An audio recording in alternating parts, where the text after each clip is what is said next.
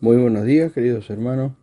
Les invito a meditar en una porción muy conocida allí en el Evangelio según San Marcos, el capítulo 4, versículo 35, donde Jesús calma el viento y el mar. El versículo 35 en adelante dice: En aquel día, cuando llegó la noche, les dijo: pasemos al otro lado. Y despidiendo a la multitud, le tomaron como estaba en la barca, y había también con él otras barcas.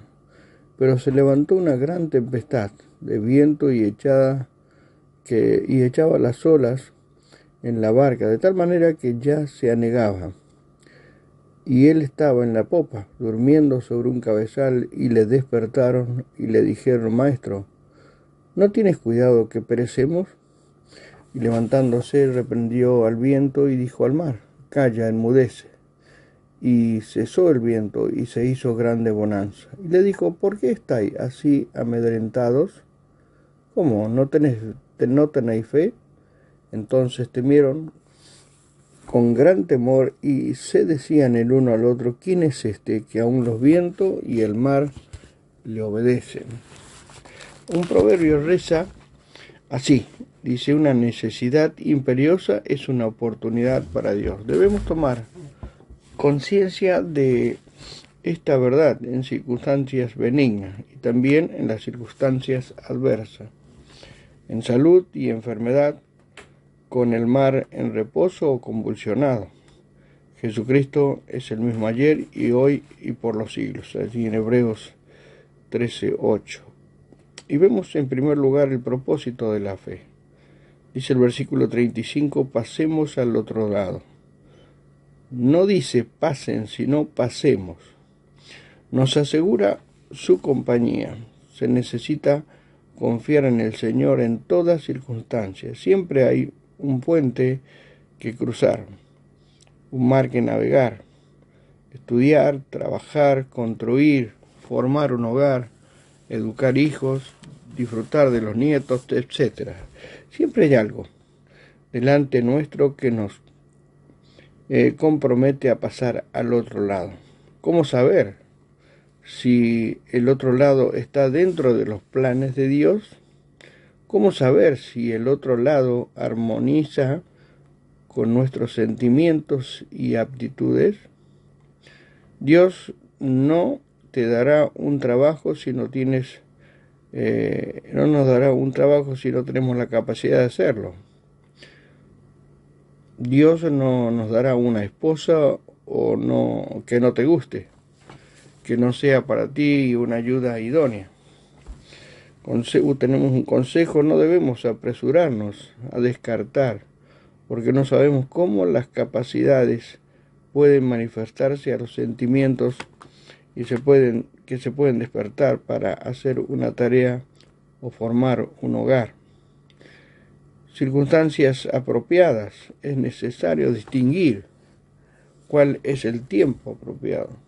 Cuando se alzaba la nube del tabernáculo, los hijos de Israel partían, y en el lugar donde la nube se paraba, allí acampaban los hijos de Israel.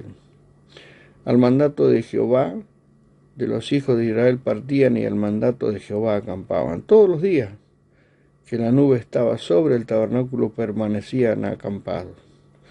Cuando la nube se detenía sobre el tabernáculo muchos días, entonces los hijos de Israel guardaban la ordenanza de Jehová y no partían.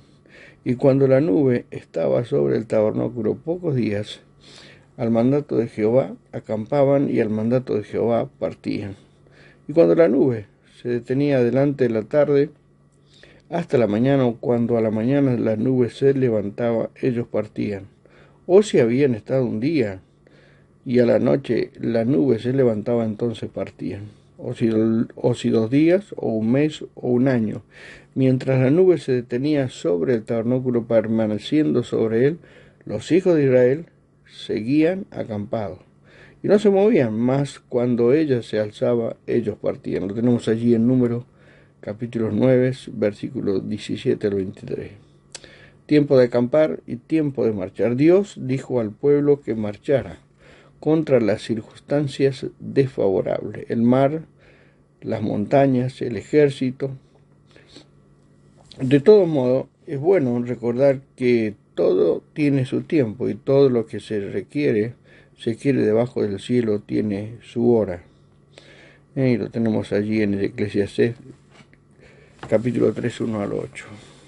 Ahora tenemos la probación de la palabra. La palabra es la piedra de toque, la prueba del oro, para determinar si una alternativa es válida o no. Si la palabra claramente dice no, no debe orar pidiendo uno la voluntad de Dios. Dios no puede contradecirse. Su contestación por medio de las Escrituras es suficiente. Ahora tenemos en segundo lugar el impedimento de la fe. Se debe recordar que fue Jesucristo el que dijo pasemos al otro lado. Sin embargo, no fue un viaje placentero, sino todo lo contrario. Se levantó, dice, una gran tempestad de viento y echaba las olas en la barca, y de tal modo que ya se anegaba. Aun cumpliendo totalmente la voluntad del Señor, podemos encontrarnos con dificultades. Allí en Hechos 16, capítulos 6 y 10, el apóstol Pablo siempre tuvo dificultades en su constante pasar al otro lado. Por mandato del Señor fue amenazado por la furia de la tormenta. Debemos analizar la porción leída con toda su agitación y tragedia. Si la analizamos fríamente, nada más absurdo que la incredulidad de aquellos discípulos. La barca no podía hundirse jamás porque allí estaba el mismo Creador, el mismo Señor Jesucristo. Sin embargo, eso era precisamente lo que temían: el viento, el diluvio, la desesperación, la impotencia. Y a veces así razonamos con incredulidad mientras estamos atrapados en la consideración de las circunstancias, dejando la omnipotencia de Dios de lado. No os ha sobrevenido ninguna tentación que no sea humana, pero fiel es Dios, quien no os dará ser tentados más de lo que podamos resistir, dice la palabra, sino que dará también juntamente con la tentación la salida para que podáis soportar. 1 Corintios 10:13. Cuando dejamos a Dios de lado, cuando nuestros ojos no están fijos en Él, oramos como aquellos discípulos en forma irreverente. Señor, dice, ¿no tienes cuidado que perecemos? ¿No tienes cuidado? ¿Cómo habrá herido el corazón sensible de nuestro Señor? ¿Cómo pudieron pensar que el Señor era indiferente a su angustia? Esta historia es como un espejo que refleja la nuestra. Cuando el Señor también les dice, hombre de poca fe, ¿por qué dudaste? Allí en Mateo 14:31. El Señor puede decir la palabra y sanar nuestra enfermedad, pero no la dice. Aplicar mencionando a tantos hermanos enfermos puede también darnos la solución de todos nuestros problemas, pero no lo hace. Puede hacer que nuestros más preciados sueños se cumplan, pero vivimos otra realidad diferente. Puede mejorar también nuestro carácter, darnos una compañía, un hogar, un trabajo, pero todo no sucede. Los vientos aúllan, la barca se hunda y decimos, Señor, ¿no tienes cuidado que perecemos? La incredulidad es la locura de los que hemos puesto nuestra confianza en Jesucristo. Estamos dispuestos a olvidar las 1000 bondades del Señor, y solo una contrariedad nos hace reclamar como los discípulos en aquel momento. Señor, ¿no tienes cuidado que perezco? Tenemos también en tercer lugar el premio de la fe. Dijo luego David en su corazón, al fin seremos muertos algún día por la mano de Saúl. Nada, por tanto, me será mejor que fugarme a la tierra del Filisteo para que Saúl no se ocupe de mí y no me ande buscando más por todo el territorio de Israel, y así escaparé de su mano. Allí en Samuel 1:27:1. Saúl cayó en la montaña de Gilboa y David ciñó la corona de oro como rey sobre Israel. Elías fue amenazado por Jezabel y ésta fue arrojada por la ventana. Y Elías ascendió al cielo en un carro de fuego. El rico abrió sus ojos en el infierno y Lázaro fue consolado en el seno de Abraham. Los discípulos fueron amenazados en la barca, pero luego gozaron de una grande bonanza. ¿Cuánto perdemos al no descansar más en los brazos del Señor cada día? El Señor no procede con nosotros conforme a nuestros pensamientos, sino conforme a su amor que es infinito.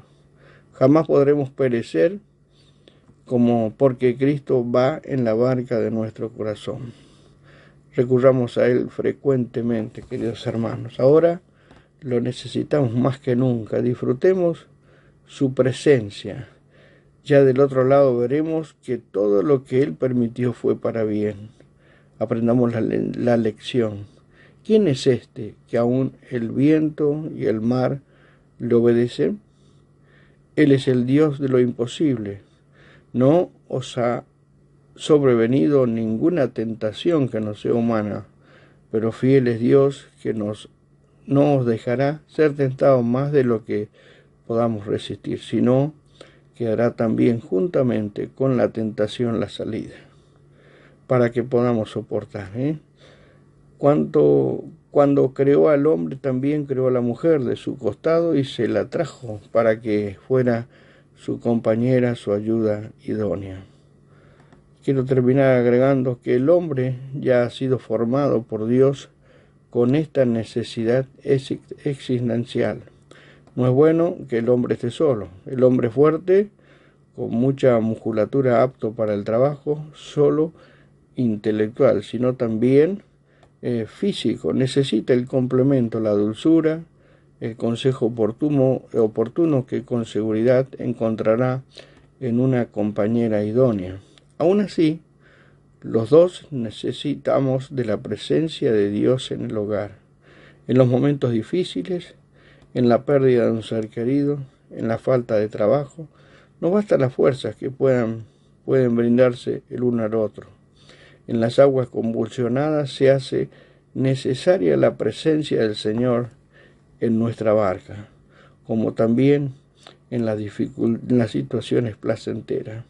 Y quiera el Señor sea esta una oración en cada una de nuestras vidas. Señor, quédate con nosotros, porque queremos navegar contigo en el mar de la vida. Que el Señor nos bendiga con estos sencillos pensamientos que, sin lugar a duda, han hecho muy bien también a mi vida.